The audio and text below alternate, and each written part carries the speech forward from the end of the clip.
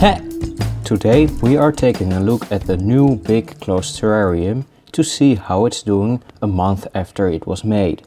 As you'll see, there's been a lot of plant growth. You might remember from last time that the soil was very wet. So wet in fact that I have yet to permanently close it. I'm still removing a lot of moisture.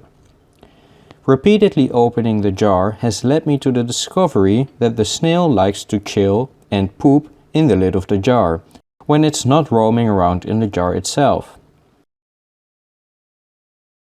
This common striped woodlouse, Philoschia muscorum, agrees with me that it is very moist inside the jar, as can be seen by its behavior.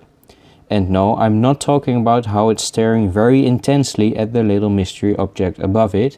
I'm talking about the fact that it is so up high. You see, this species of isopod likes to walk up trees and smaller plants when the ground is very wet.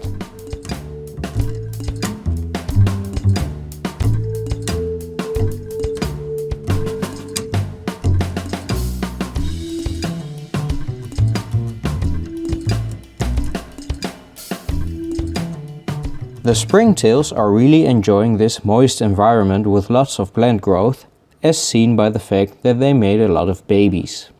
If you pay close attention to the next few clips, you'll be able to spot some nematodes wiggling about as well. They don't mind such an environment either. It is great to see that the Springtails are reproducing and growing in numbers. When a large part of the new plant growth inevitably dies, the Springtails will be a great help in processing all the dead material, hopefully before that material can cause a serious fungal bloom, for instance. Which leads us to the next subject, the amazing plant growth. What we're seeing here is the creeping Charlie that has started to grow all throughout the jar. Something that was to be expected. We've seen how well it did and is still doing in the closed paludarium, so it comes as no surprise that it is doing great in this jar. Hopefully it will continue to thrive in this environment. The gold moss stone crop, Sedum acre, the little native succulent we put in here, has grown a lot and is doing very well. In fact, it is currently in bloom. As you'll see, it has also grown a lot of new leaves. A little detail I like is that since the environment is so wet, the new leaves aren't nearly as succulent-like or succulous as the old leaves. The sedum over here is doing just as well. This plant, which I have trouble focusing on, has grown quite big and tall, seemingly out of nowhere. I don't remember this plant being in the jar when I made it, but I guess there must have been a seed in the ground. Here we have the plant that wasn't doing so well a month ago and which is now completely shriveled up and dead. There's also clover growing in the ecosphere, which I hope means good luck for the future of this terrarium. Yeah, moss.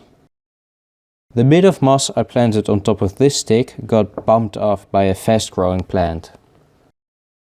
The grass we planted in the jar grew considerably as well and is currently also flowering, slowly spreading throughout the entire jar.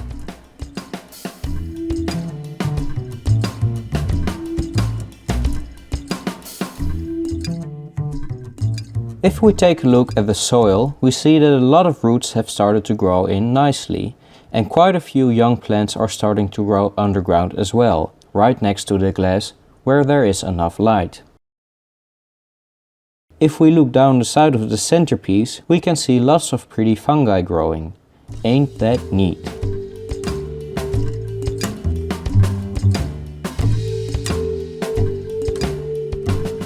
Of course, we mustn't forget about the larger animals living in this ecosystem. Now, most of the animals living here live either underground or very close to the ground or under rocks or pieces of wood. So actually seeing an animal in here is quite rare. But when you do, it's a glorious sight. Here we have a millipede. One of my favorite things about millipedes is the way they walk. If you looked closely, you might have already spotted a different animal in this jar. in this jar, roaming around, is a rove beetle. Although this insect is definitely the apex predator in this ecosystem, it doesn't look like it's trying to kill the millipede. It looks more like it wants to get somewhere and the millipede is kind of in its way. There are over 1100 species of rove beetles living in the Netherlands, so I can't say with any certainty which species this is. But if I had to take a guess, I'd say it's a Ocypus olens, or devil's coach horse beetle. It is definitely the apex predator in this ecosystem. I don't think there's a single animal in this jar that isn't on the menu of the cocktail beetle. Perhaps the centipedes could put up a little bit of a fight. It will definitely be interesting to see if there are enough individuals of all the prey species to maintain a stable population, or if the devil's steed will slowly devour all other inhabitants. Well, that's about it for the 1 month update on the new and big closed terrarium. We have lots of plant growth and interesting animal activity. If you want to see other projects and don't want to miss any updates, well, you're going to have to subscribe. Thank you very much for watching and good sky.